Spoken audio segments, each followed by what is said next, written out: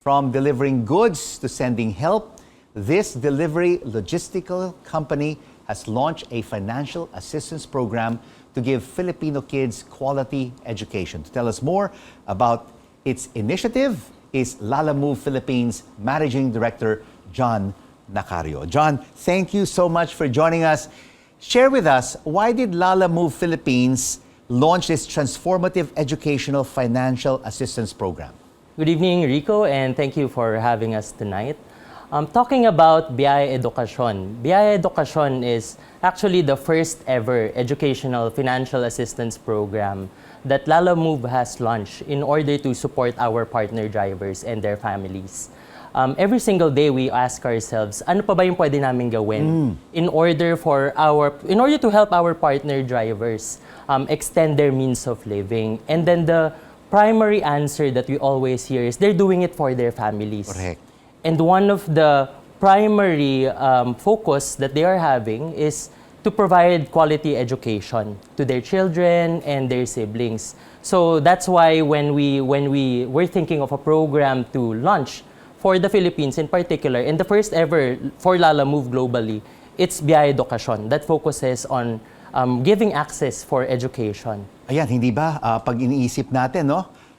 Kumikita tayo para sa ating pamilya, Yes. para sa edukasyon ng ating mga anak. Yes. Diba? That's so important. That's why we all work. It's for our family and for our children.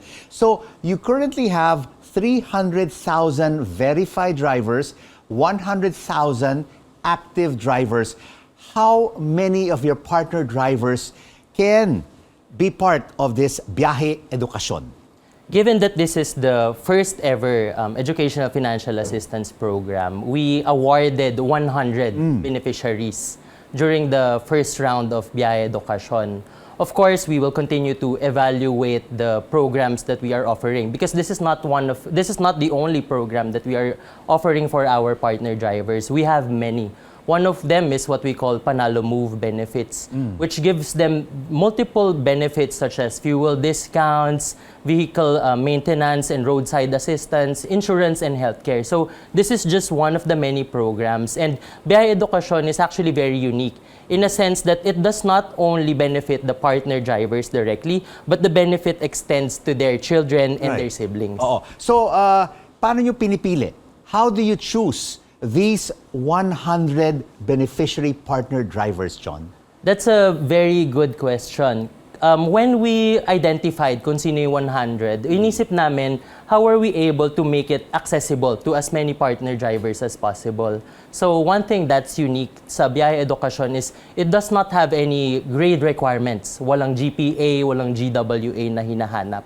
And then the requirements for the partner driver is they should be at least with Lalamove for at least 1 month, and they have good standing, meaning magandang rating nila, and they are role models to the other partner Kailangan drivers. 5-star rating sila. Kailangan 5-star tayo. Quality role models. And magkano ang binibigay nyo when these 100 partner drivers are picked and chosen? Magkano ang binibigay nyo para sa edukasyon ng kanilang mga anak?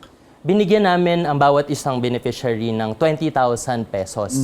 Para sa isang Lalamove partner driver, napakalaking halaga nito. Para sa kanila na bumabiyahe araw-araw, init o lamig o ulan, dire-diretso lang para sa kanilang pamilya. So sinimulan namin to sa 20,000 pesos and this is designed to support them for at least 1 semester. 1 semester. Yes, in the academic year 2024. Pwede ba itong matuloy to the second semester for these chosen 100 partner drivers? Or will you pick another 100 partner drivers for the second semester, second tranche of the 20,000? Of course, this is the first ever na pag-launch natin itong program na to. So we will continue to evaluate whether the current design of the program is something that we would continue. But if we do decide to push through with Biyaya Edukasyon in the coming academic year and in the future semesters, we would likely be choosing a different batch of partner drivers. Dahil napakarami naming partner drivers eh. Ang grami. Gusto namin accessible siya. Lahat ng mga partner drivers namin are able to access the benefits that we are offering. And of course, if they're already given the 20,000 for the first semester, this could already jumpstart Yes. the education of their children, whether in grade school, high school, or in university. And of course, their earnings, Yes. right, from their daily grind on the road will sufficiently also support them for the following semesters. That's right. Because Lalamove believes that education is really very important. So we do whatever we can in order for us to be able to provide better services and programs for our partner drivers. And what other initiatives, apart from this Biyahe Edukasyon, is Lalamove undertaking to also spread the love to all your thousands of partner drivers? Okay, so the first one is we partnered actually with Pag-ibig just recently. And we want to provide access kasi for housing loans and other loan opportunities for our partner drivers. And to make it even more meaningful for the partner drivers, binayaran namin actually yung first month ng contribution nila sa Pag-ibig. We selected 1,000 partner drivers and we paid for the first month contribution. And then the second effort, one of the other efforts that we're doing is we actually partner with LTO and MMDA so that we can be able to provide safety trainings. Kasi araw-araw silang bumabiyahe. We have to make sure that they are safe, that they know the traffic rules, and they're able to learn best practices on how they can be safe on the road. And then the last part is something that we call Panalo Move. Panalo Move is accessible for all of our partner drivers. For as long as you register with Lalamove, may access ka dito. And under Panalo Move benefits, binibigyan namin sila ng fuel discount. Binibigyan namin sila ng vehicle maintenance and roadside assistance. We even give them insurance, personal accident insurance, and healthcare, access to healthcare.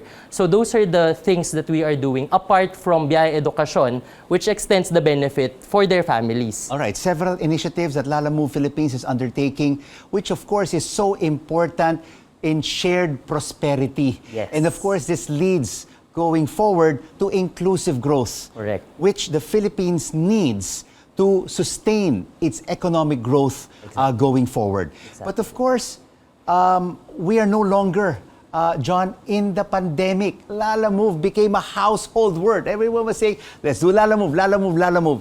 It's like your ride-hailing, it's like your delivery service. How is it faring now that the economy has really opened up? And as we can see out on the streets, the traffic is horrendous. People are going to malls. Are they still ordering online and using your service for delivery? Yes, in fact, Lalamove has been steadily growing despite moving into the post-pandemic world. I think the major initiative or the major reason as to why Lalamove has been growing is because of our mission, and we want to be able to democratize on-demand delivery to more Filipinos. Because as you would know, Rico, logistics is very expensive. And if each and every single ones are going to invest in logistics, masyadong mahal yon. So that's why Lalamove ensures that we make the on-demand logistics services very accessible for more Filipinos to be able to use and on their daily lives. Kahit na SME ka pa, or kahit na individual casual user ka lang, halimbawa gusto mo magpadala ng regalo ngayong Pasko, murang-mura lang. And by generating... Avoid the traffic. Avoid the traffic. The holiday rush. Exactly. Kesa ikaw yung magpadala, mas ka sa traffic, nandito si Lalamove para sa'yo. Ipalalamove mo na lang yung mga deliveries That's mo. true. Kasi pag nasa daan ka, sumusungit ka eh. Yeah, Ang dami-daming drivers yan, umiinit ang ulo. Pasko pa naman. Dapat Pasko pa happy naman. lang tayo. Kailangan happy tayo, kailangan good vibes. Yes. So importante talaga dyan, bilhin mo na lang online at Ipalalamove na lang. Ipalalamove na lang. So, what are the ambitions and plans of Lalamove for 2024? Are you offering additional services? Are you expanding your partner driver fleet? So 2023, so starting with 2023 first, we expanded our coverage areas. Actually, right now, if you look at the Lalamove app, pwede kang mag-book all the way from Ilocos to Bicol. So meron tayong available partner drivers sa buong Luzon. And then sa Cebu naman, buong island-wide Cebu na yung meron. In terms of the vehicle services, nagsisimula tayo sa 2 wheels, mga motorcycles, all the way to 10-wheelers. Meron na tayong mga ganong services that we are offering in Lalamove. And of course, for 2024, we want to continue providing and extending the reach that we have.